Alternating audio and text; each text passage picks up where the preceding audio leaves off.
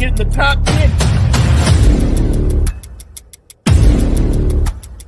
The room to be in the conversation.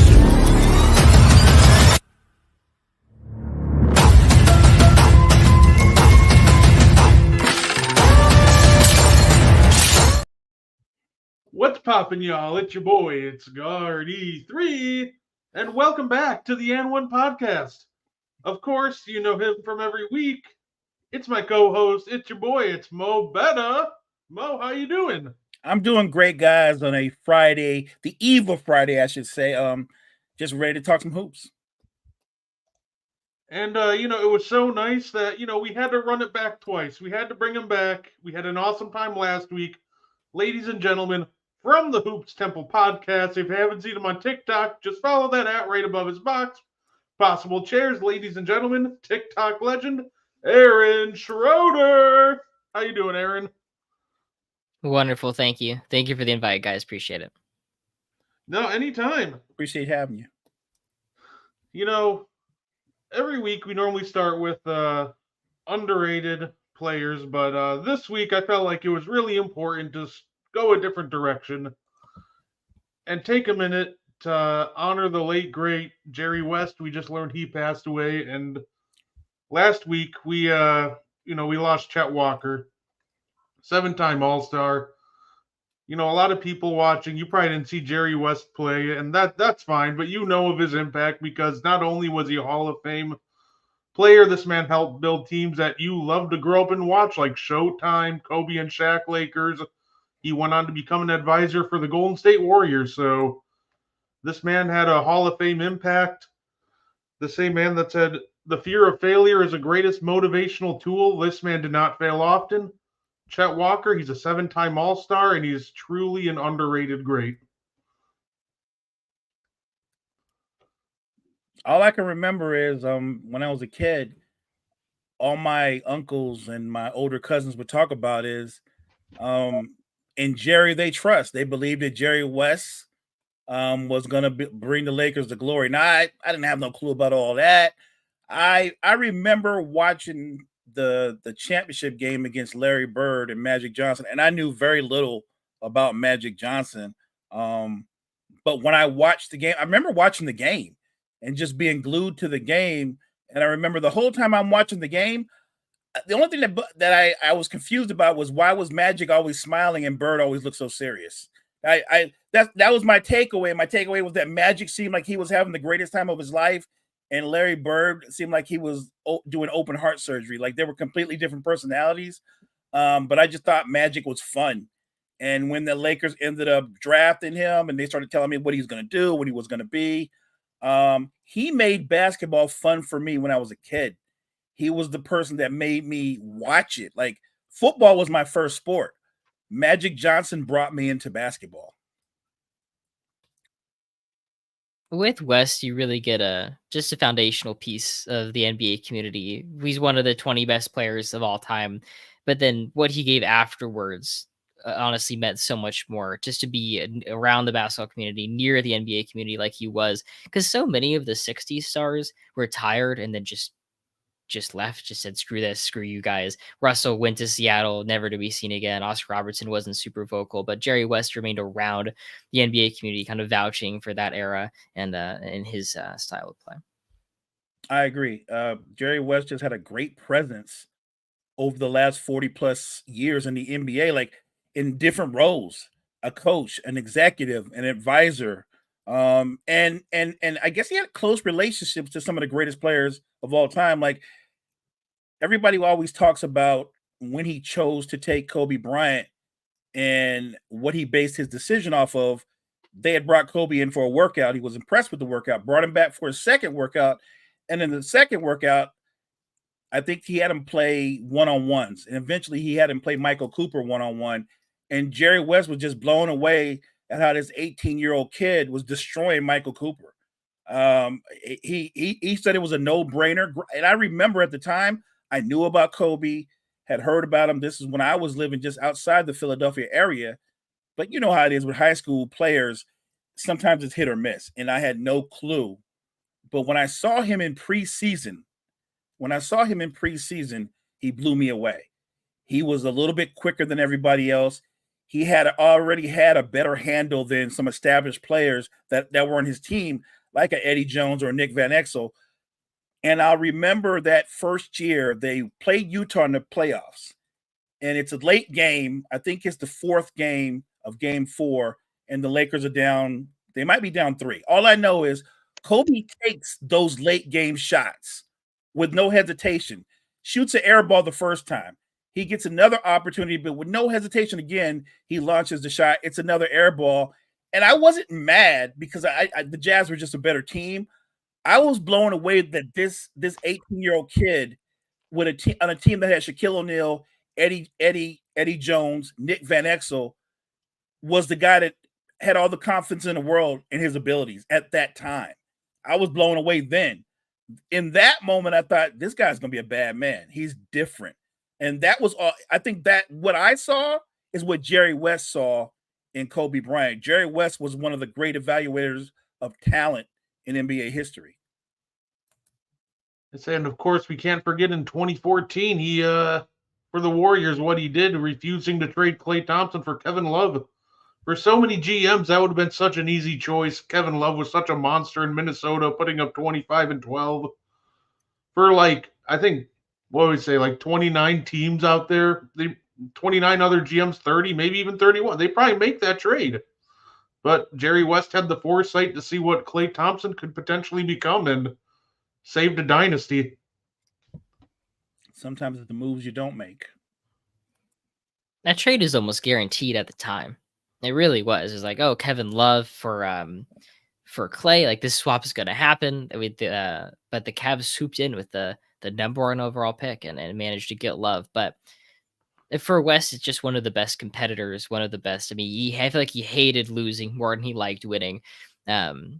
Made to 9 finals, won only one of them, but run into Boston year after year, it's going to be pretty tricky.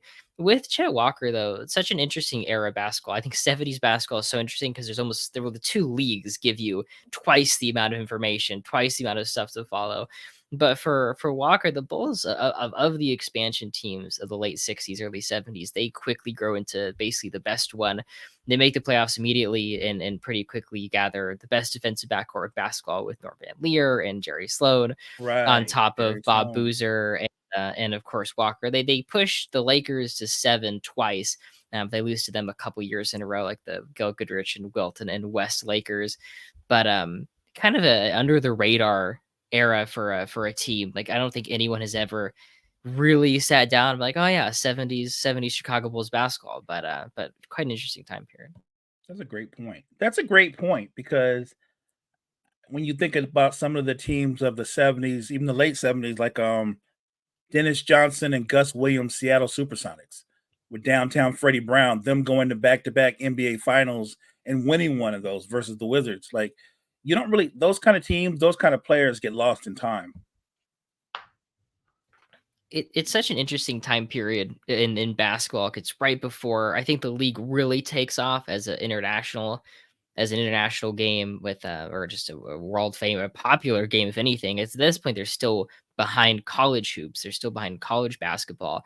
And so with Magic and Bird coming, you have this really interesting, the ultimate parody, right pre-merger or post-merger, before Bird and Magic, and it's these 4 really strange years, or 4 or 5 really strange years of the Wizards being really good and of Seattle being really good. You get the Walton years. That should have been Bill Walton's Blazers year in and year out, but super interesting era of basketball that Chet Walker kind of doesn't hit that point towards the end of the 70s, but 60 in the 70s. Plus, he's on the 67 Sixers as well, one of the 10 best teams of all time. Yeah, no, absolutely. So our thoughts and prayers go out to the families and everybody who was impacted by Chet and Jerry West. They'll both be, sorely missed by fans, family, and the basketball community. And speaking of underrated, Chet Walker was underrated, so we might as well hop right into underrated player of the week. This one's for you, Chet. Do you guys have a underrated player of the week? Mo, we'll start with you. I don't know if he's underrated, but he's my guy. I'm going to go with Derek White of the Boston Celtics. I love everything about Derek White's game. What he can do for you defensively is a given, but I think oftentimes we think about elite defensive guards. We're always talking about their ability to stay in front of people, their ability to disrupt offenses.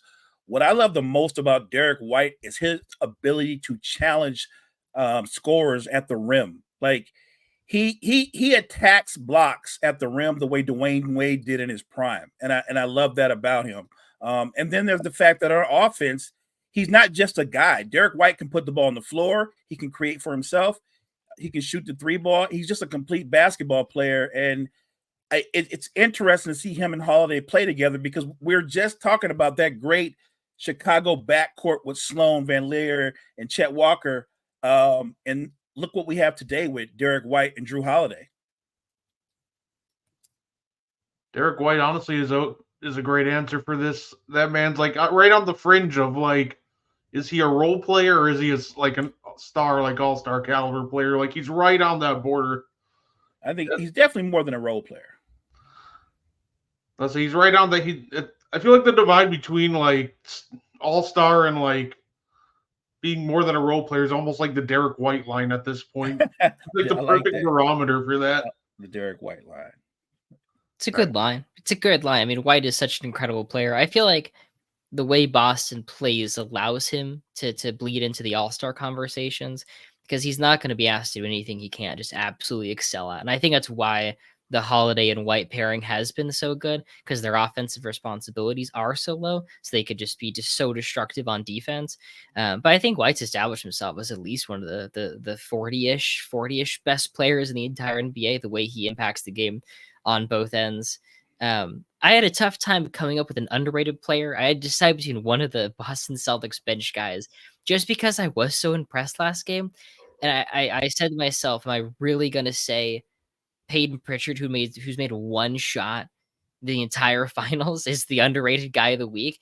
But I'm telling you, last game, it felt like Luka, he played 11 minutes and Luka hunted him the entire time. And you know what? I thought he did fine. I thought Peyton Pritchard was pretty good defensively. And in those moments when the Celtics starters are resting, that's Dallas's time to jump on him, to let's go at Peyton Pritchard every game. I thought he matched up against Kyrie. I thought he matched up against Luka Doncic. When Drew Holiday said even our white guys guard, I think he was right.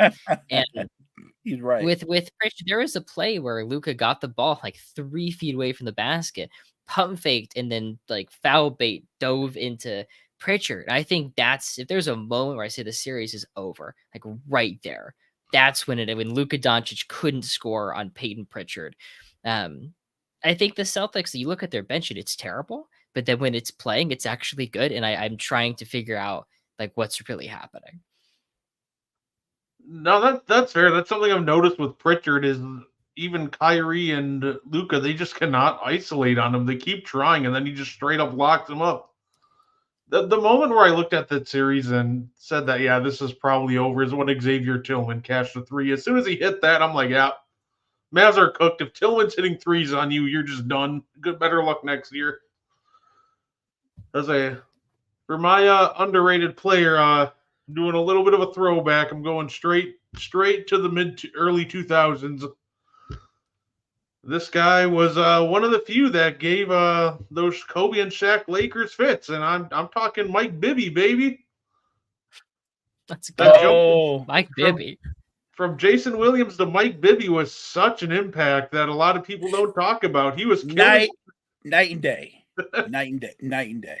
He was killing those Lakers with a barrage of like pull-up jumpers, and Shaq didn't want to come up to the level of the screen for most of that series, so it was just Bibby pulling up, and he was cashing them. He gave them an element of offense that highlight reel legend Jason Williams just couldn't.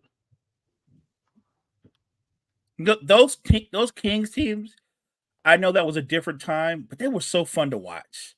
They were so fun to watch. When you had Chris Webber, to me, like at his apex as a player, you've got Bibby, Doug Christie with what he could do, Peja, Vlade, Bobby Jackson. That was a nice squad. An underrated role player, Lawrence Thunderberg. Remember him? Like that was a nice squad, man. I'm just telling. I'm being as a basketball fan. I enjoyed watching them play. As a Laker fan, I hated watching them play against us because they just gave us fits because, yeah, Brett, you hit the nail on the head. Shaq's going to go, he's going to play drop coverage, and they're a jump shooting team, and they're just eating this guy alive. The perception was they were attacking Kobe. They weren't attacking Kobe. They were attacking Shaq.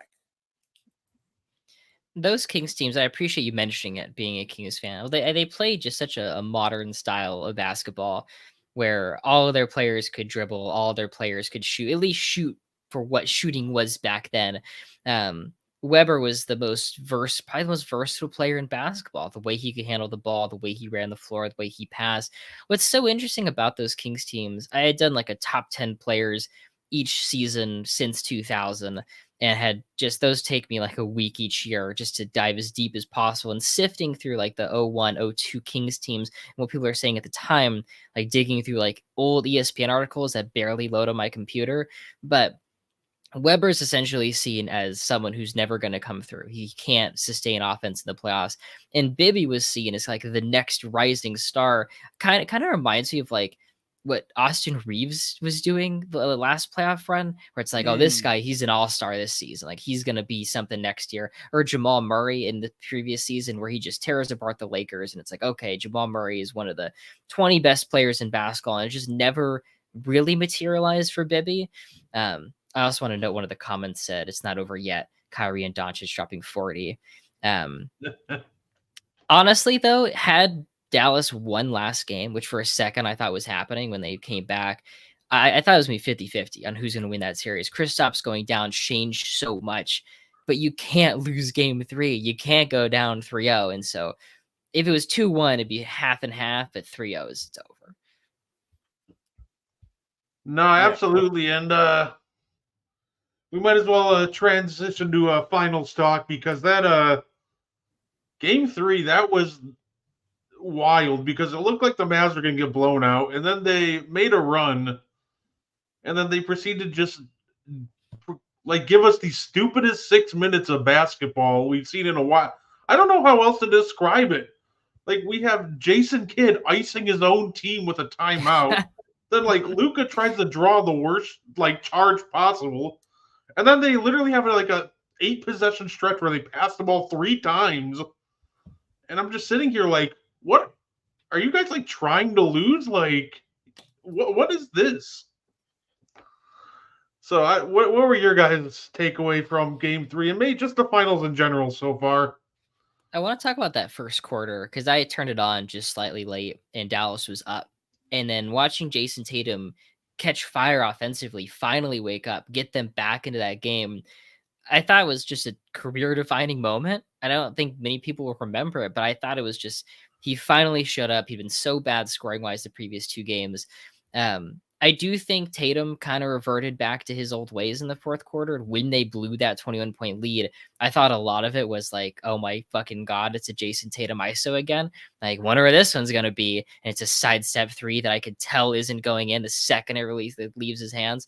I think the difference for this Boston team is in previous years, Jaylen Brown would have first option responsibility in those moments and not rise to the task. But in this series, throughout these playoffs, Jaylen Brown has been awesome. And I thought bailed the Celtics out when they were just collapsing like they always had. One of the comments says Luka more about arguing non-calls. Totally agree. I think I can't imagine what would have to happen for Luka to be like, oh yeah, that's pretty good. Like, I agree with what's happening. Like, there's no situation where he isn't bitching about something. And I feel like his demeanor just kind of bleeds onto Dallas.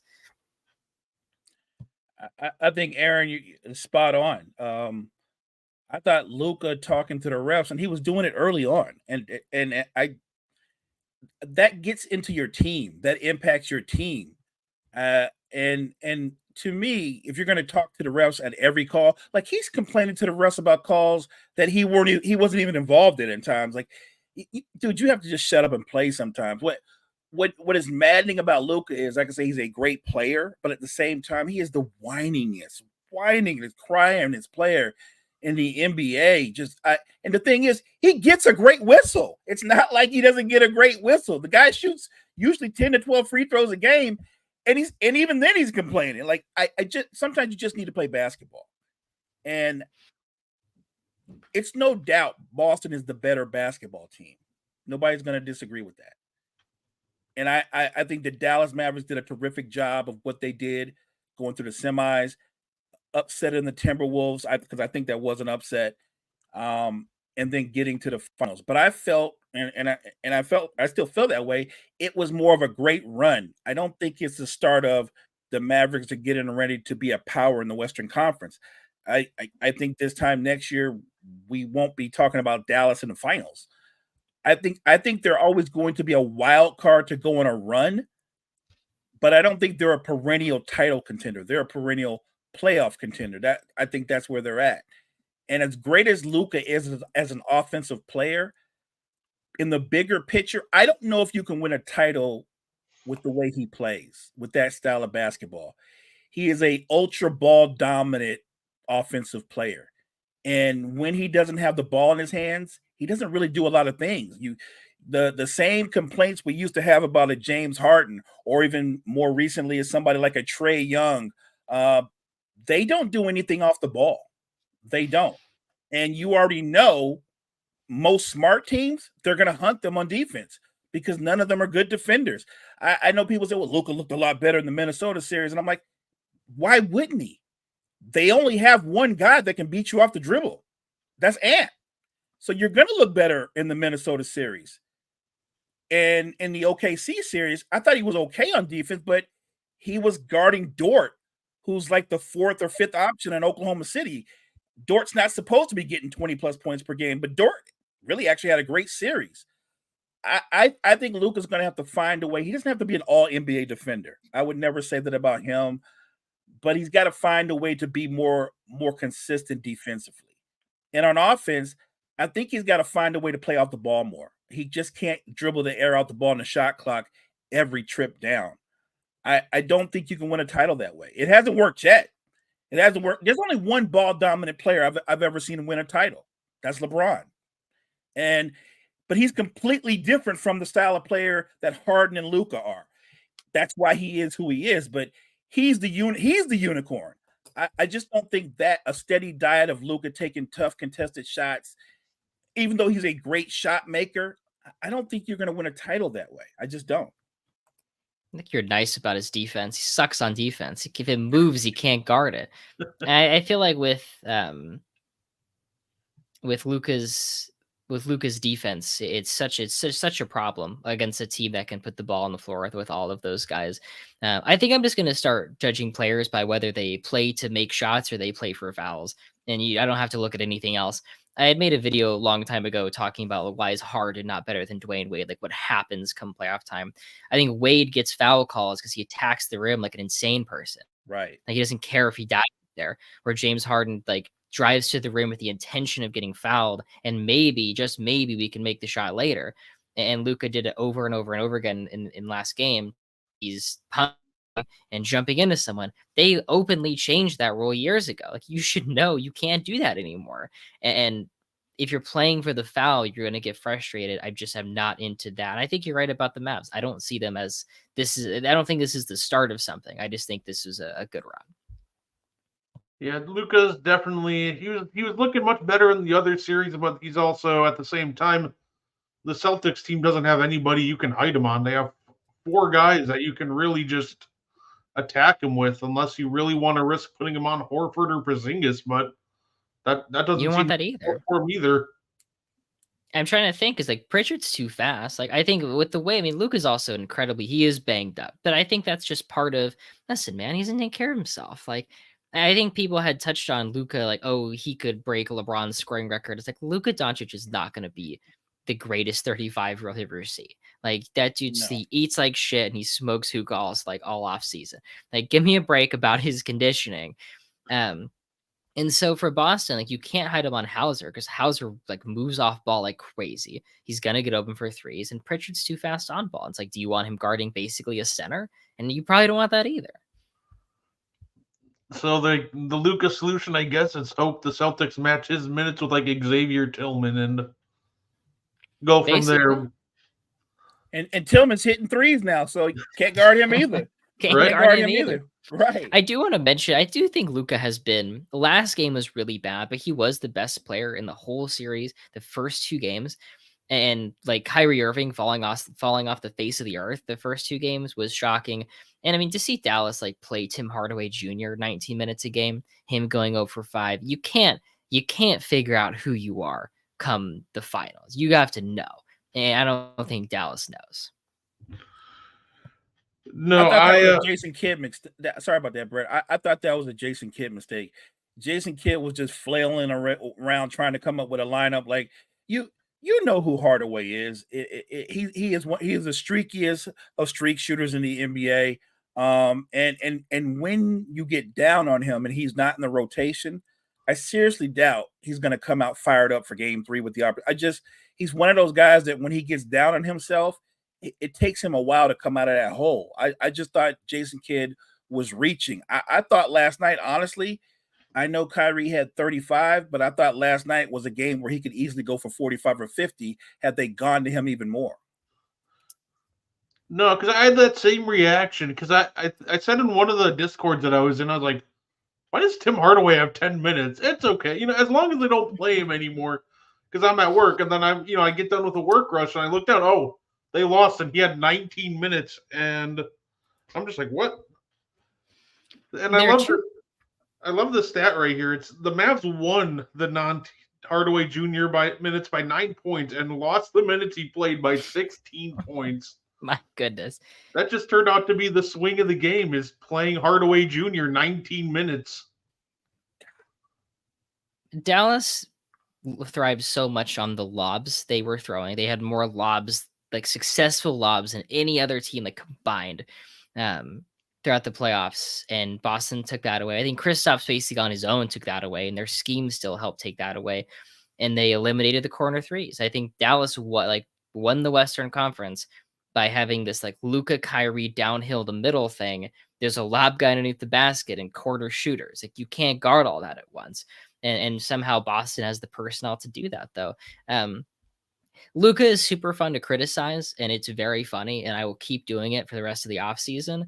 But at the same time, it does feel like you have Kyrie and Luka, and then the Dallas plays 3 to 4 complete non-factors on offense the entire game. Like Lively's not doing it. Washington has been not his offensive self that he showed against OKC. Gafford's a 0 on offense. Derrick Jones Jr., who was hot, has been a 0 offensively. Josh Green, Tim Hardaway, Kleba, Hardy.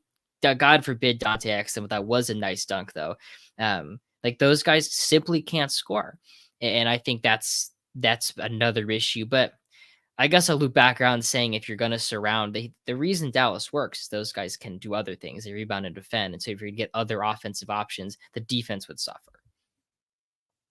I think we're almost overly critical with Boston because they don't always look like the most dominant team on this run. And yet, if the goal is to win, all they do is win. Like, I think we forget how vulnerable Golden State was when they won their first title.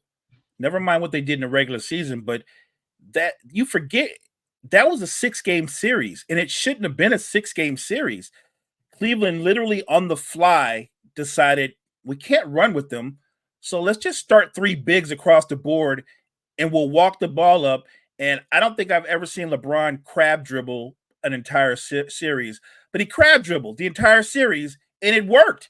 He crab dribbled. I think he ended up averaging like just under 40, like 40, 11, and 13, something like that. And I remember the narrative after the series that pundits picked up and ran with, and they've run with this for years. They were like, what do you expect LeBron to do when his second best player is Matthew Dellavedova? And in reality, his second best player was actually Timothy Mozgov, and his third best player was Tristan Thompson, and his fourth best player was J.R. Smith. In the history of basketball, no guy that shot 26% from the field for the finals is your second best player.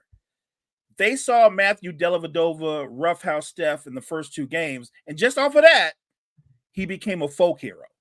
just off of that. And It in was pretty reality, cool. He I mean, shot yeah, like a trebuchet. It's he like, did. Yeah, right. But yeah, I thought Golden State was very vulnerable. Think about what they had to do. They brought in Iguodala. They go to the depth lineup because they knew Cleveland was playing the extra bigs. There's no way Moscow or Thompson can guard Iguodala. He's got one mission. He's got to make those shots. To his credit, he made those shots over and over again, and that's how they won that series. But they were vulnerable the way that Boston has been vulnerable. Now, when they add KD, that's completely different. But the next year when they play Cleveland again and both teams are at full strength, yeah, they're up 3-1. Everything's looking good. Cleveland walks them down. The most disappointing thing about that whole series, it wasn't that Cleveland came back because LeBron and was otherworldly and Kyrie was right there. He was terrific. It was that in that fourth quarter, in a home 7 game, game 7, you go scoreless the last 4 minutes of the game. That was like, to me, that is a complete, as good as Cleveland was, Golden State was much worse. That was a complete team choke job. And what amazed me those last 4 minutes, Clay didn't want the ball. Steph didn't want, nobody wanted the basketball. You couldn't make them shoot. They played scared, and you could see it. You know, it's funny because with the 2016, everybody likes to blast. J.R. Smith, he's one of my favorite players, and everyone likes to blast him because in 2017, game 1, he had that boneheaded blunder holding onto the ball. And they like almost questioned how good he was, not realizing just the year before in game 7 of the finals, like J.R. Smith, he's probably their third best player. Like coming out into the third quarter, it was J.R. Smith that put 8 quick points on the board to keep up with the Warriors, to keep everybody within striking range. And people just think that LeBron recovered from half court, just teleported and blocked Iggy. No, it was J.R. Smith getting back on defense, getting in between Iggy and the basket, forcing him to change his shot, then gave LeBron enough time to chase it down. So that I love that series, and one big reason is because J.R. Smith was one of my favorite players of all time, so I love watching him step up the way he did. And I hate the fact that 2017 happened because it made everybody forget just how impactful he was in that game 7 just a short year ago. Underrated defender too, Brett. He did a great job on Clay the first time they played him in the finals. He locked Clay down. He did a great job the second time they played. He just matches up really well with Clay because even though Clay is more skilled per se, even at that age, J.R. Smith was a much better athlete than Clay Thompson. He was a perfect matchup for Clay Thompson. I think that J.R. Smith became low-hanging fruit because of that moment in the 2016-17 finals. But overall, he was a tremendous 3-and-D defender and shooter for the Cavs when they needed him most. I love that you guys bring up J.R. Smith. It just the timing. I was wondering if I could shoehorn this in at any point. But earlier today, me and my good friend Nathan Schwartz finished our top 100 shooting guards ever. That's taken God knows how long to complete. And J.R. Smith, the Henny God himself, made it number 100. I argued for a good 10 minutes on that to push him in. Super happy he made the cut. Right on. Good for JR. I'm glad. Well deserved. I also wanted to mention LeBron for the first 3 games of that finals was 41 points, 12 boards, and 8 assists on 40% shooting. It was one of the craziest finals ever because LeBron to that point was taking 35 shots a game, nearly 36 shots per game. And I did a best player every season series. And I had LeBron in 2015. People asked, like, why isn't that Steph? He was the MVP and he won the title. And I'm like, you would have had to have brain matter leaking out of your ears if you left the 2015 finals thinking the best player in the world is Steph Curry. Like, LeBron almost beat that whole team on his own. And obviously there's the supporting pieces to win a couple of finals games, but everyone on God's green earth knew LeBron James was going to shoot the basketball or make the pass. And they had a whole team, a whole 67-win team geared in to stop it. I wanted to ask about Luka going forward. I think the biggest thing with Luka is he is so bad defensively. Can you win a title with a player that's that bad on defense? Because Jokic did it last season. I would say Jokic is much better defensively, though. because he is such a good defensive rebounder, and that's defensive value. There's That's a defensive big value part. there. Agreed. Like, are we saying Luka is? He's a top 5 player. Are we there? No right? question. I think he's a top 5 player. No question. Okay, so we have who's the best player in basketball right now? I got to resist my homer urge to say Giannis here, even You though can it's you this can you can you conversation. can, Yeah, you can say Giannis. Look, I'm a huge Giannis fan. I'm gonna be the lazy guy of the group, and I'm still gonna say, even though his team lost, I'm still gonna say it's Joker. I think good pick. Yeah, I was thinking like obviously Joker. That was one of my first thoughts, but of course the homer in me's like, say Giannis, do it. I always try to avoid talking about like players on my own team in that regard because I'm really nervous about being looked at as a homer. But if I had to look at it unbiasedly, I'd probably still give it to Joker, with Giannis being a close second. I think that's right, though. I think the thing with Jokic is he is just absolutely dominant offensively. I'll see people on TikTok talk about like, oh, Luka's a better scorer and whatnot. And it's like, yeah, but he's not a better offensive player. Like, Jokic is the greatest passer in the NBA right now. He is the most efficient scorer in the NBA right now. He is a one-man offensive show. And so he has that. I think he's better offensively and defensively than Luka is. And then with Giannis, it's such a bummer because you've lost the last 2 seasons to injury, and so we're not really sure what we're looking at. But man, I know he impacts the game defensively. I know he can give you an efficient 30. I know he'll own the glass. I'd probably say Jokic, Giannis, and then Embiid. When Embiid played, he was absolutely totally unguardable, and I feel like he stopped playing for the fouls. I think previously, come playoff time, he played for fouls, and I think he realized that no one could guard him. No, I'm on board. I'll go a step further. If Embiid can stay healthy, and that's an if he can stay healthy and locked in, he could easily leapfrog to the top of the list. He is that dominant an offensive player, and while I don't think he's as polished as Joker, he's very unique in that for a man that big, we're talking about a 7 foot, 275, 80-pound man, his jump shot is as good as most 2 guards from mid-range and from deep. And the footwork that he deploys, like he's an absolute offensive monster, and he's actually pretty good defensively when he's locked in. So I think there's nothing that can stop Embiid but Embiid. It's a matter of his body. It sort of goes back to the line where they were saying Luka's going to be the guy to pass LeBron, and I'm like, there's no way Luka is going to play 20 years with that body. He's not going to play. He's not passing LeBron. Like, there may come a time when somebody comes along that passes LeBron. He's not playing in the NBA right now. Yeah, I agree with that, Mo. It's one of those things that I think with your top 3 players, I think it is just Joker, Giannis, and Embiid, and I think it's really a fluid list. Like, it depends on the night. I think all 3 of them, when they're healthy and playing at their best, are just so close that on any given night, any one of them can really be better than the other and just be the best player in the league. And with piggybacking too off what Aaron said, I think too many people, when they're judging offense, just look at like strictly scoring. Like, do you have a bag? Do you? Because I was in a TikTok comment section earlier. I guess this was my mistake looking at NBA TikTok, because it can get weird sometimes in there. And I'm watching people argue who's better offensively between Carmelo Anthony and Luka Doncic. I'm like, it's Luka. What are we doing here? Like, I love Melo. I lived in New York during the Melo years, and there's no way you can tell me that Carmelo impacted an offense as much as Luka does. Very similar offensively, just with the ball in their hands all the time. I wanted to mention one thing about Embiid. I'll double down on the defense comment. He's highly impactful defensively. When he's just around, he completely changes the Sixers of protection. He is so massive. He's so mobile. And I mean, for a good stretch, he was the best player in the NBA this season. He didn't have enough to like secure the crown necessarily, because it takes a little bit more to like really grab that. But I think I'd go those 3 guys, then Luka, then probably like SJ or something. But I had seen a Player's Choice video. First mistake, watching a Player's Choice video. Second mistake, finishing the Player's Choice video. But what they said was that Luka's higher than Dirk all time. They're like, what does Dirk do better than Luka? And I'm like, offense.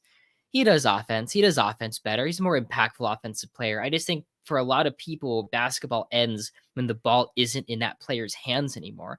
Well, Dirk was basically unguardable with the ball in his hands, but he anchored some of the greatest offenses ever because he is the greatest floor spacing big man of all time. He No broke question. what offenses could be because he not just, and at the time, I mean, there were probably 100 threes a season that if you took one step backwards, there were 100 twos a season that he was 6 inches away from being threes, but just that era long twos are so popular. The floor spacing ability, like just he made him such an impactful offensive player. Also defensively, Dirk is an amazing defensive rebounder. And we talked about that with Jokic. Like Dirk isn't locking down anybody, but he at least was capable. And I think given that era, you couldn't really like you're not going to attack Dirk in space like you could today. But at the same time, like let's say you transport Dirk in today's game. Oh my God, he would like without a lumbering 7-footer underneath the basket, you just throw it to Dirk on that one side. I think he'd be even better. So I just want to talk about, I guess, like offensive impact because it happens without the ball in your hands. Who's guarding Dirk in this era? The way the game is played and called, like, good luck guarding that guy. Like, I think people forget just how good he is, and don't forget, it's not just that he's a great jump shooter. Dirk can put the ball on the floor. He's strong at driving the ball to the rim. Like, he was a complete basketball player who can finish with either hand. He's one of my favorite players all time, so I'm a little biased. I think that he gets lost in time because people will throw out that word is becoming more and more ugly, that, well, he so and so is a two-way player, so that means they're better. And I go, if somebody's actually better, that means they're better. You know what I mean? Like, if you say, well, Michael Jordan's better than Dirk, that's because he was better than Dirk. He was actually better than Dirk. But if you say, well, Klay Thompson's a two-way player, Dirk wasn't, right. Klay is a two-way player. But Dirk was a transcendent, impactful offensive player that impacted the games in such a way that he went into a series with Miami at their peak. LeBron, Wade, Bosh, he took them out. And I remember watching that series. I don't know if anybody else thought this, but as I watched that series, they had Udonis Haslem on Dirk, and I thought he's not going to have no problem with him. They put Chris Bosh on Dirk, and I thought, well, they're both about the same height, but Bosh a little bit longer, but no problem with him. You know who never got on him that I kept going, put him on him. Put him on him. I want to see what he does because he's supposed to be a great defender. He's certainly more athletic and stronger than Bosh or Haslam. LeBron never once took that assignment. Instead, he decided to go guard Jason Terry, who, by the way, ate him up anyway. So it's not like he got to hide because Jason Terry was feeding him jump shot sandwiches. But I just thought they're basically the same height. You could say Bosh is slightly a little bit longer, but LeBron is stronger. He's more athletic, higher vertical. Why would you not put him on Dirk? I love Mo's such a hater. I fucking love it, man. Like I've always been such a so like kind of neutral in the GOAT argument. Like I guess that's why I built such a ridiculously long list. Like how far can I get away from this? I love that. That's a really good point. I love taking a side on that. I've been a Jordan guy. I feel like the way he impacted the game was just at a higher level. I like the two-way argument. I've seen this a lot with people overrating Hakeem quite a bit. So let's say, just for example, saying I think Shaq is much better than Hakeem. Hakeem is better two ways, but with Shaq, it's like no one could guard Shaq. No one could guard Shaq for 10 years. For 15 years, no one could guard Shaq. Like he gave him the basketball and he put it in the basket over and over and over again because he was that much better offensively. He was like top 5 in points per game every single year, year after year after year. Shaq is like possibly the greatest offensive center ever, behind like it's in the conversation with Kareem essentially. And it's because if you're so dominant one way, then it's whatever if you're not a two-way guy. No, I think that's a great point. It's funny because I think that fits right into the whole conversation. We're not going to, now Shaq wasn't awful on defense, but he wasn't a great defender. But he was so dominant offensively. Like I can make an argument his offense was his defense. Like he's going to get your front court in foul trouble. If you played the Lakers when Shaq was at his peak, you were in the penalty early in the game because of Shaquille O'Neal. Look, Aaron, you're a Sacramento fan. I know Vlade, Scott Pollard, Thunder, everybody that had to guard the guy. He is just a massive human being, and he's one of the hardest guys to call, right? Because he dishes out a great deal of punishment, right? You could easily say, Shaq is pork chopping guys with his offhand. Like you can easily say that he's one of the hardest guys to call for referees, but I just thought he was so dominant at his peak. When you look at the Lakers on that three-peat, it's him and Kobe, but like Iverson said, as great as Kobe was, and Kobe was great, that team began and ended with Shaquille O'Neal.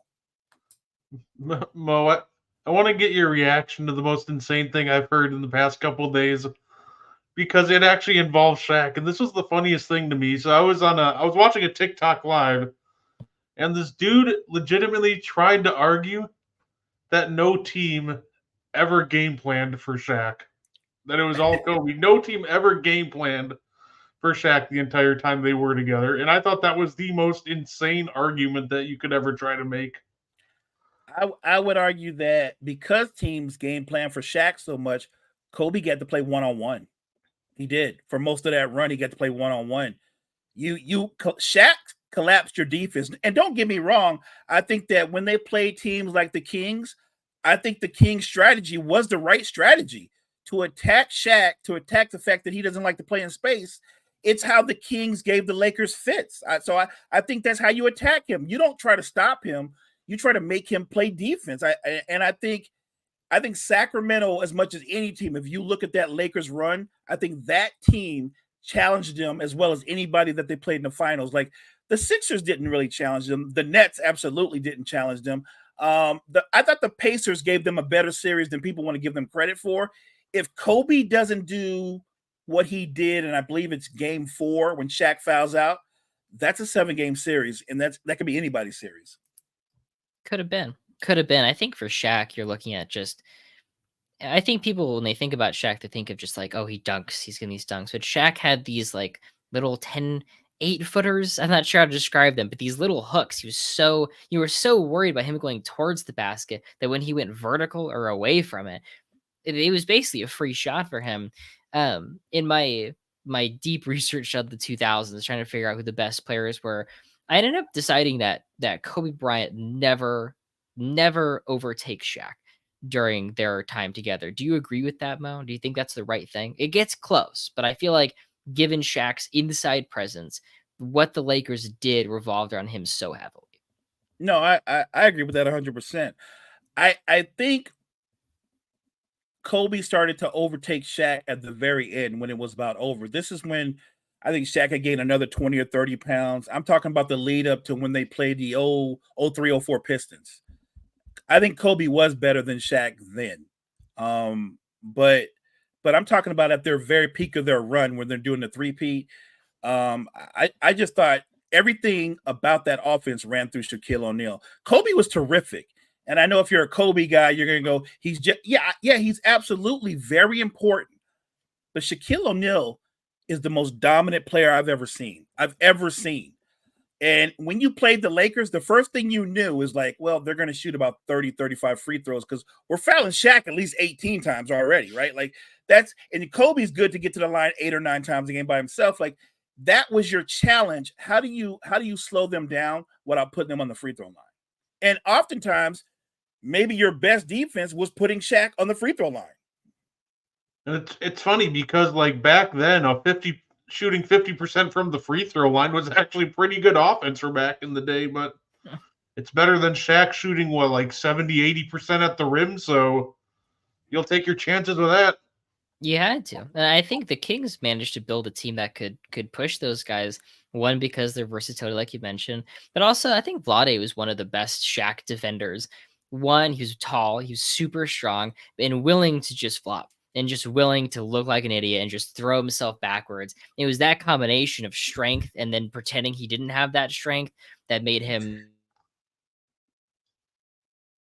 I love what Aaron just said. He's so on point because Vlade would snap his head back like he was taking jabs. I thought Vlade was like, because like everybody's got to have like, who was the guy that started the whole flop thing? I don't think Vlade started it, but I think he took it to another level. I think he did. Many times Shaq would be losing his mind because Vlade would just be snapping his neck back like he was taking jabs. I think Vlade was an underrated defender. Aaron's right. He was really long. And on the other end of the floor, he gave Shaq fits because he could shoot the ball from the perimeter and he moved well without the ball. So I agree with Aaron 100%. Yeah, it was always funny watching Vlade just kind of throw himself to the ground. He made it himself look like he was like Muggsy Bogues trying to guard Shaq the way he threw himself to the ground. Like, dude, you're like 7 foot 280. Like, what are you doing? But it absolutely worked out perfectly in his favor. I thought that was always so much fun to watch. I thought Vlade would have made a great stuntman, right? He would have made a great stuntman. Like he knew he could time it just right when to snap his head back, and you would always see Shaq have this perplexed look on his face when the official would call a foul. He'd go like this, like, I didn't touch him. And Vlade would be laying on the ground like he just took a shot from George Foreman. Vlade was amazing at that, and it drove Shaq crazy. Absolutely. Disconnecting for a second and coming back happened as predicted. You're all good. You're all good.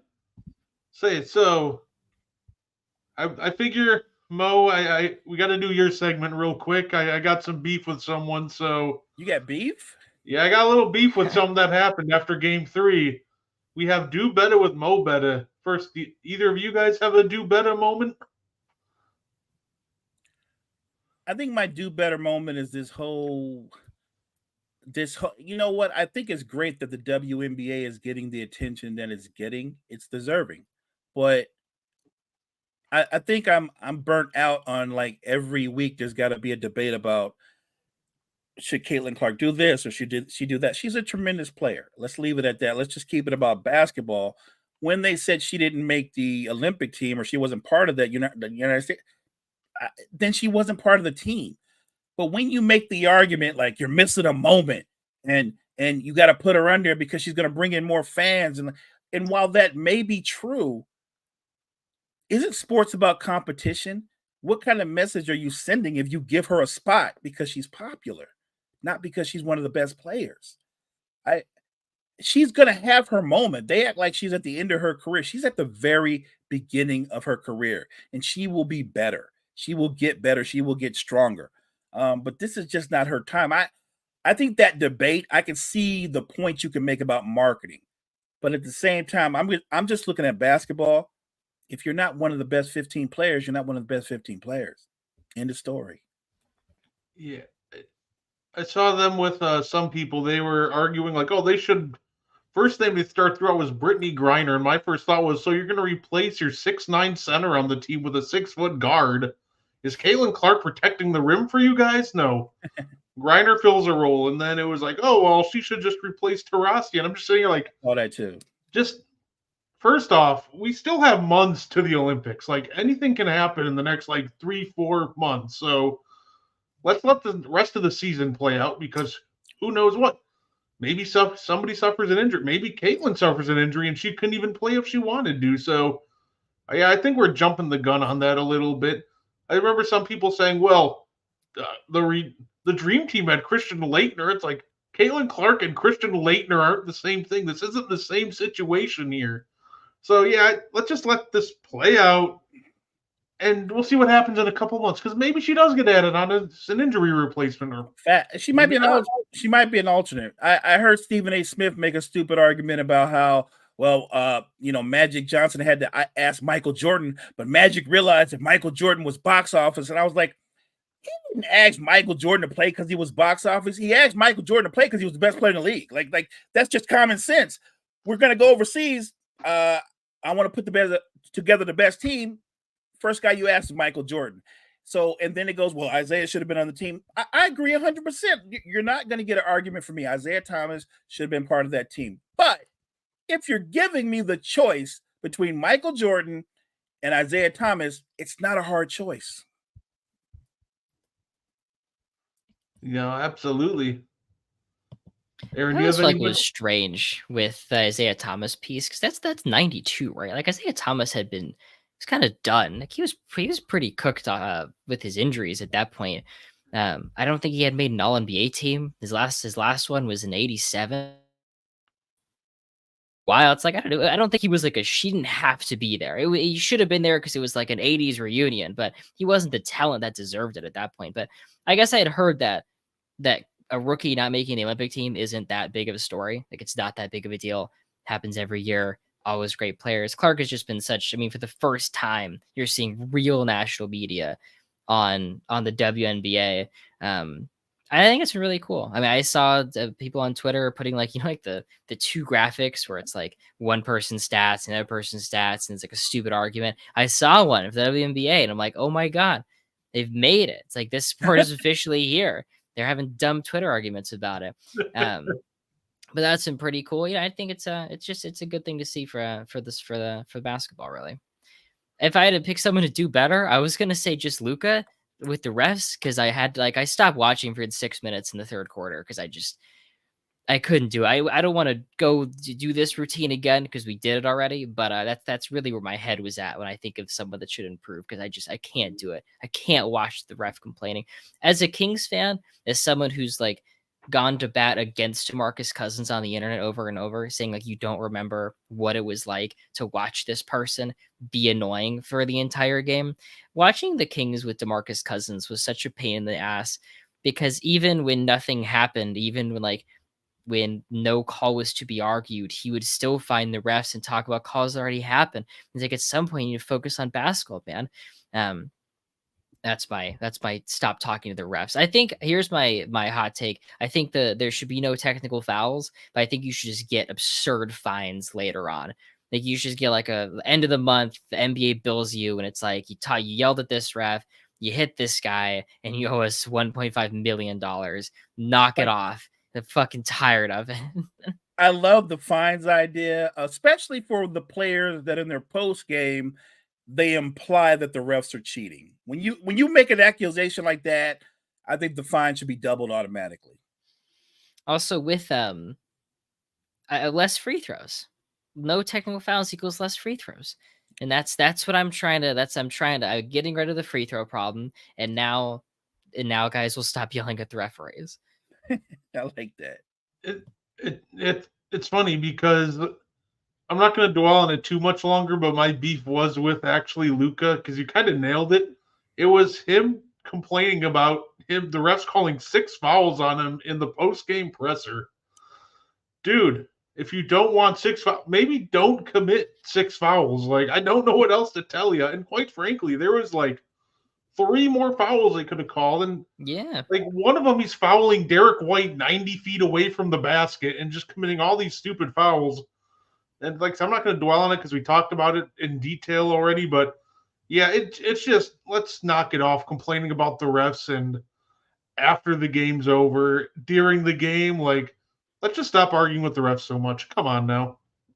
there was that one play where the ball had got knocked into the backcourt. The Celtics ended up scoring, but prior to that, Luka like Cam Chancellor over the middle just lit up Jaylen Brown, like took him out at the hips. Like, I was like, what was that? Like, I can't believe they didn't call that. And so I think Luka not only got away with like 8 or 9 fouls. Yeah, it's just, I get that it's frustrating. You look back on that presser, I think it's something he'll regret. It's something he's going to regret, and saying, I lost my first finals and I spent the time complaining about referees instead of X, Y, and Z. I watched the game, and the funny part was I watched the game. I got invited into a Celtics fans chat room to watch the game and to look at the comments that were coming from those fans. Like, everybody's at Homer, I guess, at some point, but those Celtics fans, I mean, everything was, God damn it, Luka, he always uses his offhand to shiver people and get free. How come they don't call that? God damn it, he's getting away with everything. There's a reason why look, do a lot of great offensive players get away with using their offhand sometimes? Sure. I think a lot of them do. Harden did it for years. Trae Young does it to a degree. He actually does the thing that he does that annoys me is the thing where he gets in front of the defender, and as soon as he gets in front of him, he slams on the brakes, and then the defender runs up in him, and Trae Young goes flying about 5 feet, like, oh, and of course he's at the free throw line. I cannot stand that. I can't stand that. I always wondered if there were no referees, would basketball be played like pickup, where it's like on honor system, or would it just evolve into like full on tackle basketball? I would argue that if there were no referees, basketball would be so much more physical, so much more Oh, physical. sure. Like I like think it would be. like the fouls that would be fouls, they wouldn't be fouls. Guys would just be playing. And I don't know if that would be better for the league, because if you played that way, the games would be more intense. But then you're going back to that ugly, and it is ugly style of basketball where everything is a grind. I don't want to see that. And I grew up watching that, and I enjoyed the intensity of the games, but the scores were ugly. The shooting percentages were low. Like it was like a what is that? A battle royal, a wrestling battle royal, like every game. I'll never forget those Heat Nick battles where you had Alonzo Mourning and Ewing, and then you had Charles Oakley, and his counterpart was PJ Brown. Like it was wrestling with a little bit of basketball thrown in. I do think the NBA actually has a really good product this year. I think last season was a little offense crazy. And I think this season, I think the regular season, all the 70-point games bothered me a little bit as someone who obsesses over the historical standing of things and how do you interpret a 70-point game at X, Y, and Z. But these finals, these playoffs, I think have been overall pretty good. They got rid of the Trae Young getting in front of people and just jumping backwards for the most part. That was really nice. I think they should play 2 playoff games per series at the Rucker and just see Trae Young try to do that shit. Just see if he tries it and be like, why don't why now? Like why with the referee you do the jump backwards thing? But yeah, I'd pay to see him try that at the Rucker. I don't think he tries that once at the Rucker. No, he wouldn't. He wouldn't at all. Wouldn't at all. Who do you guys think's winning Finals MVP? I think Jaylen Brown is the front runner right now. I'm going to give Drew Holiday an outside chance if he has a better game than Jaylen Brown in Game 4 and the Celtics win. I was thinking Jaylen Brown, but Jason Tatum I think did a lot to close the gap there in Game 3. It almost feels like if Jason Tatum has a much better game than Jaylen Brown in Game 4, he wins it. But I think if their game in Game 4, if they're close, I think Jaylen Brown wins it, and rightfully so. I think Tatum has a chance, but I think he just needs to be 100% best player in the game without a doubt in Game 4 to do it. Tatum would have to be unbelievable for sure. But what if finals from Brown though? I feel like stepping up to the plate. I was excited for the Kristaps Porzingis Finals MVP. I think we earned a bad Finals MVP. It's been a while since Iguodala. It's been a long time since Cedric Maxwell. I want one of those like factory reset. Who knows what this award's worth kind of Finals MVPs, but I was rooting for the Al Horford Finals MVP all series long, but I don't think they're going to do it. Cowards.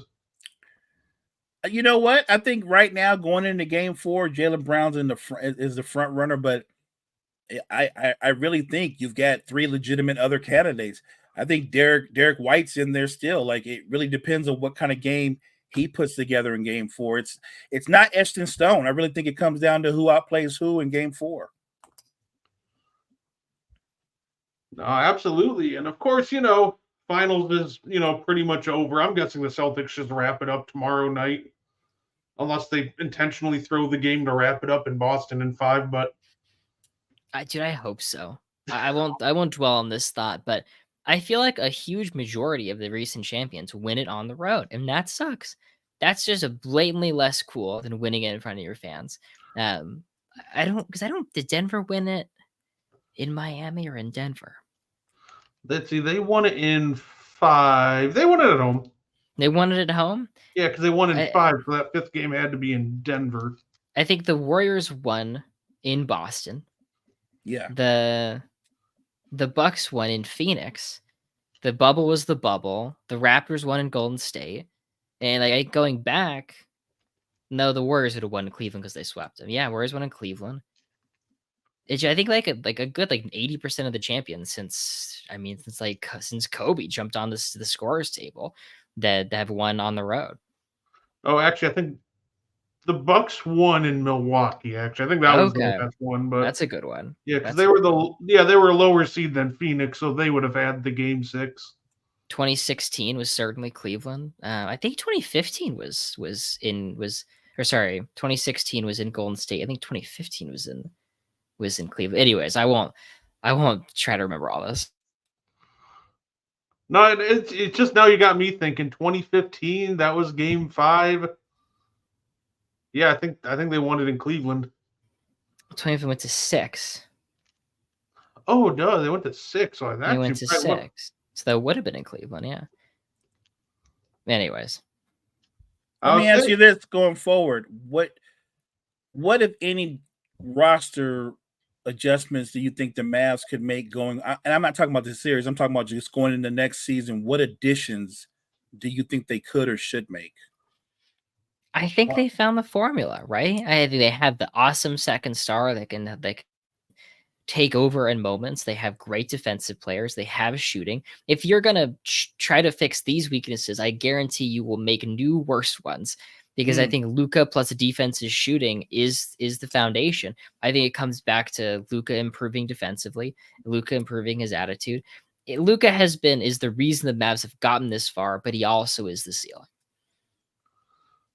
Yeah, I agree with that. I think at the end of the day, it's just Luka. I think he's got a big key. I think he's got to drop some weight, maybe get more agile on his feet, do better at staying in front of guys on the perimeter. Like, at the end of the day, I think they have a great team. It's just Luka's got to really shore up his shortcomings there on the defensive side of the ball, and he's got to learn how to play off ball better.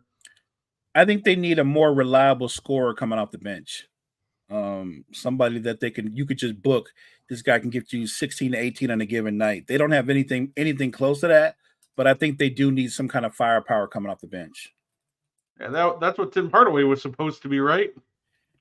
That wasn't my call. That was Jason Kidd's call. I know better.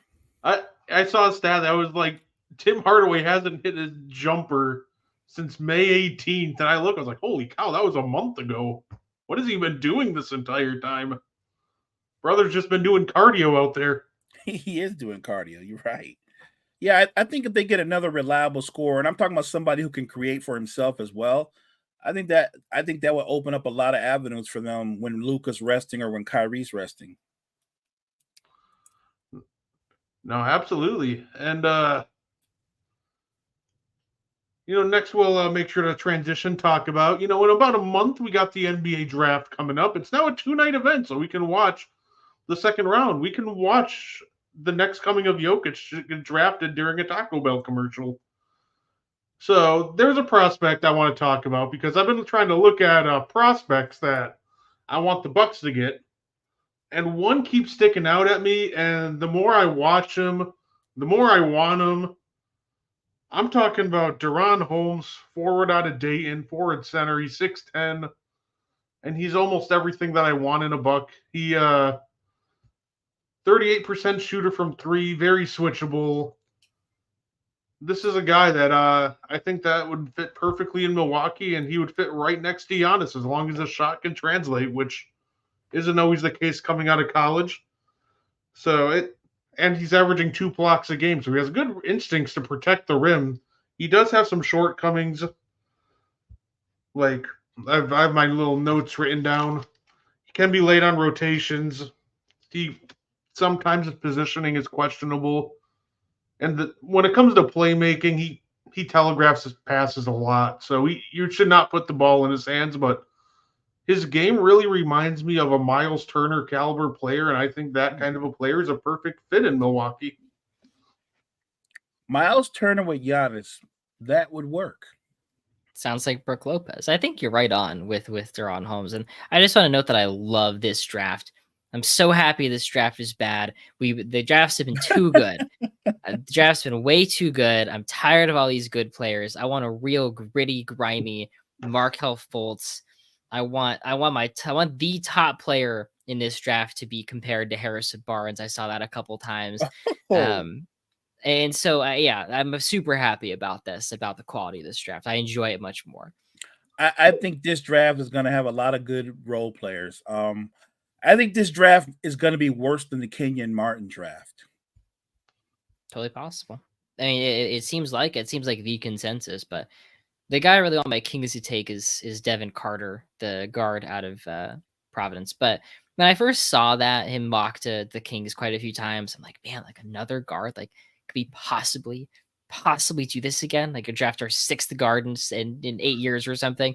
But with Carter, like just 6'2", he's averaging close to 8 boards a game. He's shooting close to 40% from 3 this in college. He's incredible defensively. And the Kings' worst 3 defenders from last season were Sasha Vezenkov, Harrison Barnes, and Malik Monk. Like those guys couldn't guard anybody. Offered things offensively, well, Barnes didn't, but at least Vezenkov and Monk did. And those guys probably not going to be here next season. And the Kings already had a positive or at least above average defense for the first time since 2006. You've just been slotting bad defenses over and over and over again.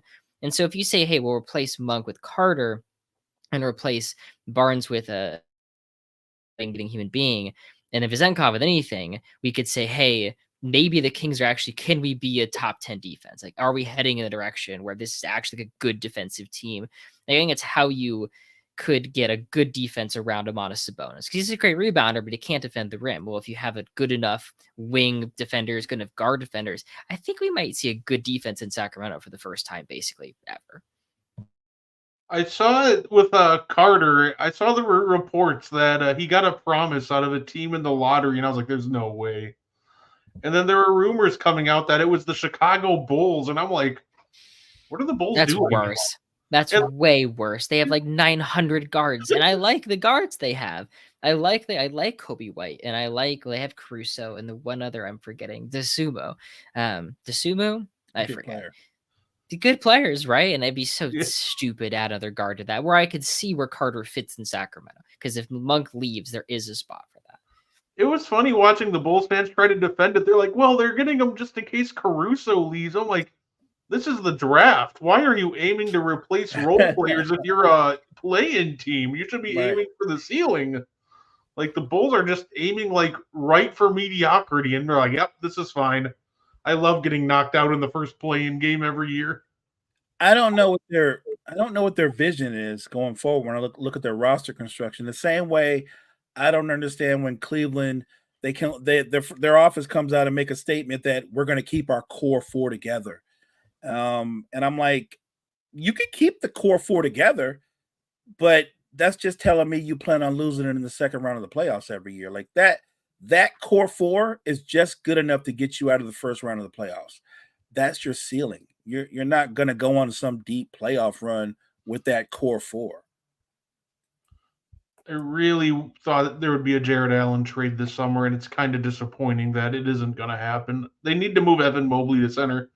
It was like night and day, Evan Mobley playing power forward and Evan Mobley playing center versus Celtics. Like, even the Celtics didn't really have an answer for him as soon as he slotted in at the 5 instead of the 4. And do you really think the backcourt of Darius Garland and Mitchell work? Because I don't think they work. I think because Mitchell he's ball dominant in his own right. I think he needs another guard who's more of a 3-and-D defender type, somebody that has that kind of versatility. Darius Garland, to me, would be more impactful if he went to another team. Like if he went to Phoenix, he might get more run there and be more impactful there. But I don't think the combination of he and Mitchell work. Good thing Phoenix shot themselves in the foot, and then shot themselves in the other foot, and then shot themselves in both knees, and then just blew their brains out with all the stupid trades they made. I hated the Bradley Beal trade when it happened. I said, this guy's not good enough. He doesn't fix the issues that you have. You need more spacing. You need more depth. And now you have a guy who isn't a great off-ball shooter, isn't the depth you need. And you've also handicapped yourself forever under these contracts. This is your life at the end of time. Because I think there's a lot of fits that make a lot of sense next to Booker and Durant. I think you would love, if you're Phoenix, to have Garland instead of Bradley Beal, but you're gonna ride out this tenure with a slightly above average team. Oh yeah, I was looking back at the Bradley Beal trade, and I'm like, you traded your first all the way out until 2030 for this, so I hope you enjoy it, because that is for just Bradley Beal. Bradley Beal's not that good. In the all-time shooting guards list that I completed today, Bradley Beal was late 30s, and I had made a video saying if I was exchange currency for seasons, I'm like, okay, I'm taking 10 years of Bradley Beal and I'll give you 2.5 years of Brandon Roy. Like that's the currency we're exchanging in. But because I feel like I think Washington paid him like he's a superstar. He wasn't. And then Phoenix traded for him like he's a superstar. Now he's like stuck in superstar land and he's never going to be like the beautiful third option that he should have been. That's my Bradley Beal rant. I don't know how I dragged Bradley Beal into this. You said Garland for Phoenix. That makes sense. I like that fit, but it can't happen.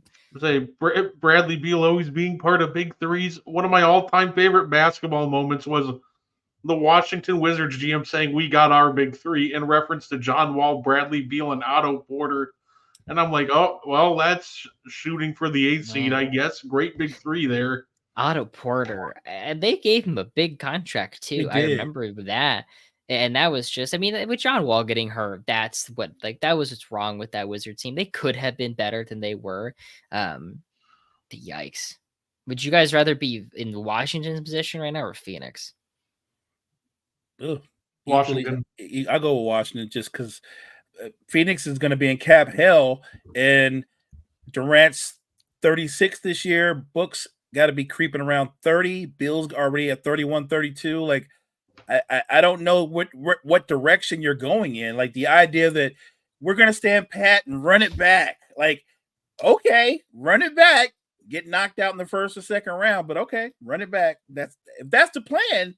I don't know what James Jones is thinking, but it's kind of amazing that he's got job security with the moves that he's made. Yeah, Go ahead. No, I was going to say, I think literally I would probably rather be any team in the NBA except Phoenix, even a team like Washington or Detroit. Yeah, I might be bad, but at least I have control of my future, unlike Phoenix. I had two hypothetical trades a friend of mine had asked. Could the Wizards trade a Poole to the Pistons for the 5th pick? Is anyone interested? Who says no? If I'm the Pistons, probably no. Probably the Pistons. I do feel like Poole offers the shooting that the Pistons kind of need, because the Pistons were transformed from the worst team in basketball to at least a team that could win some games when Bogdanovich came back, because he at least could shoot the ball. There's something there. I guess it depends on what the NBA teams think of this draft. The other thing was Kuzma and other pieces to the Hawks for the 1st pick. I don't know where people are valuing the 1st pick. I don't know what they even think it could be, but if it's as bad as I kind of think it is, Kuzma and pieces might be kind of intriguing if you're Atlanta. I agree. I agree because Atlanta had picked the worst time to end up getting the number 1 pick for this draft. Like, what are they going to pick? Who are they going to pick that's going to solve so many ailments? Like they have a lot of problems. Their roster construction, for one, is horribly flawed, and their best player to me is a problem all unto himself. I don't like the pairing of him and DeJounte Murray. I feel like Trae Young has infected DeJounte Murray, because DeJounte Murray, he doesn't play defense anymore. He just wants to shoot the ball. Yeah, they really don't play together. They don't play at the same time. Right. DeJounte's like, oh, it's my turn. Can't wait to get out there. I'm gonna do what Trae Young's doing. Yeah, I agree.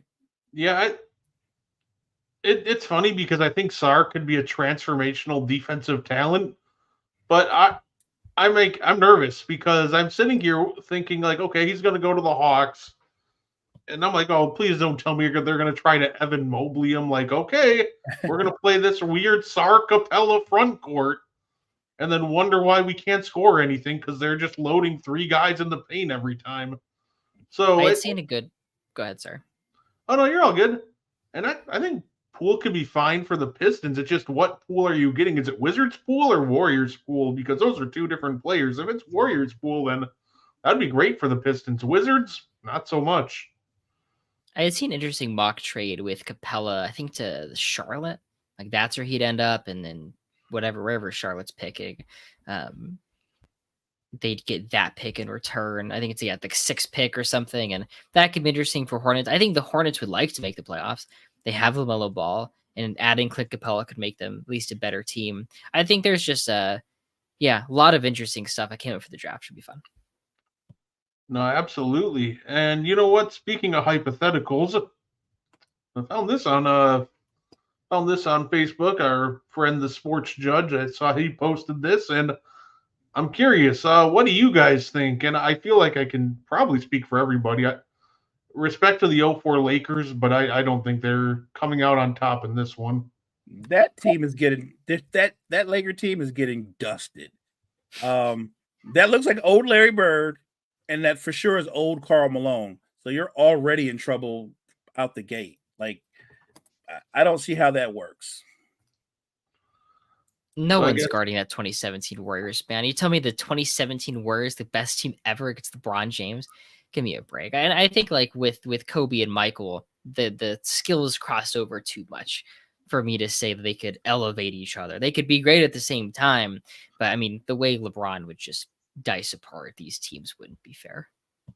I think that would be an interesting matchup because you do have to play both ends of the floor. Who's Steph guarding? Who he guarding? Who Clay guarding for that matter? The fifth guy. Who's he guarding? Like, are they gonna? Yeah, that's right. So they don't have the other guy out there. I'm assuming the fifth guy is probably gonna be Steve Kerr. That's who Steph is guarding. But right. So I think it's interesting. Like it because you can always go, well, who's gonna guard Durant? Well, you're right. I assume they would try to put Rodman on Durant. You're gonna try to put Pippen on LeBron. That makes sense. Kobe or Jordan on Steph. But I would go the other way around. Like there are cross matchups that favor the team on top. So I think you could say, well, LeBron's going to do all these things, but is he really? Is he going to do all those things? Because I'm just saying, so. Like I want to see. I'm looking at two guys that are ultra competitive. I'm sure he's competitive, but in a very selfish way, I feel like Kobe and Jordan would be fighting them for trying to go against LeBron. I want to see anyone guard LeBron James one-on-one with Steph, KD, and Clay spacing for him. I think my favorite part about this entire thing is I might as well just cross Rodman out of the picture because I feel like him and Dre would just mess with each other so much that they're just like canceling each other out. That's double technicals. They're out of the game within like a minute. I'm taking this as a 4v4. That's how I'm going to interpret this. I'm interested in Steph guarding Rodman just to see that team with Kobe Bryant and Michael Jordan attempt to run their offense through Dennis Rodman and see who kills who faster. Who gets just so infuriated that Dennis Rodman's calling for the ball. Because I think you could put Steph on Rodman because they're not giving the basketball to him, right? He's a complete offensive zero. Well, you're not giving the ball to him, but what he's great at, he's gonna kill Steph. Their best play might just be shooting balls off the rim. Rodman's getting every offensive rebound. Absolutely. No, I think if I had to pick, I would choose the 2017 Warriors and LeBron. I had the same thought as Aaron with this one. I was like, oh, you're giving me LeBron, arguably his absolute best with KD, Steph, Clay, and Draymond Green would always up his game shooting the basketball when it came time in the playoffs. It's just insane thinking about LeBron, how many peaks this man's had, like how good he was in 2016, 2017, and you could still argue that there were better versions of him still. It's absolutely wild to me, but in this scenario, yeah, I'll take the Warriors on LeBron. Shout out to 2009 LeBron, who I think people completely underrate all because he lost to Orlando. That man was an absolute demon. Didn't he hit a game-winning shot in Game 2 of that series? He did. That was the one where he stepped back. I think Hedo Turkoglu played off him just a little too much, and LeBron just pulled from like 30-something, maybe 40 feet. Yeah, I was looking at stats from that series, and like I said, people will try to pin that on LeBron, but I'm looking at it, it's like, okay, LeBron averaged 38.5 a game when it's all averaged out on 58% true shooting, which is like 4.5 points ahead of the league. Sorry, 58.5% true shooting, which is like 4 points ahead of the league at the time. So this man's being like giving you an ultra efficient 38 a game with his usage being in like the 100th percentile. And they're like, oh, it was LeBron's fault they lost to the Magic. I'm like, maybe the Magic just had a really good team. Like Big Z and them could not do anything with Dwight, and those shooters were just knocked down all series. Orlando's masterfully built around Dwight Howard, where Dwight is not a very good offensive player. I think he's excellent defensively. His offense gets wildly overrated. For someone whose post-up game consisted of basically nothing, he insisted on doing that for his entire career. But the Orlando is able to build shooters, offensive creators in an era that really lacked that. Going to get Rashard Lewis and Hito Turkoglu. Jameer Nelson was injured, but having him in the regular season, guys that could at any position put the ball on the floor, space the floor around Dwight, and it's why the 09 Magic beat Cleveland, is because they're built so well.